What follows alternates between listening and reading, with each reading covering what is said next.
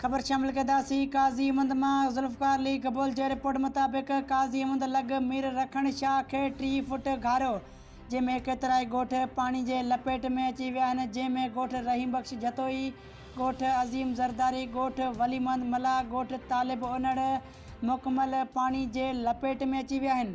ॻोठ वारनि फौरी तौर इरीगेशन इदारे ऐं दारोगे ग़ुलाम अहमद बालादी खे इतला ॾिनो आहे, पर अञा ताईं को बि अमलदार घारे वारे हंधि न पहुची सघियो। ॻोठ वारनि एहतजाज कंदे अमलदारनि ख़िलाफ़ सख़्त नारेबाज़ी कई। ॻोठ वारनि मीडिया सां ॻाल्हाईंदे चयो त बरसाति जूं पहिरें पाणी अञा ताईं नेकाल न थी सघियो आहे, वरी शाह खे घारे सबबि पाणी ॿोड़े छॾियो आहे। ॻोठाणनि दारोगो ग़ुलाम अहमद बालादी ते इल्ज़ाम हणंदे चयो त इहो दारोगो माण्हुनि खां पैसा वठी पाणी ॾिए थो।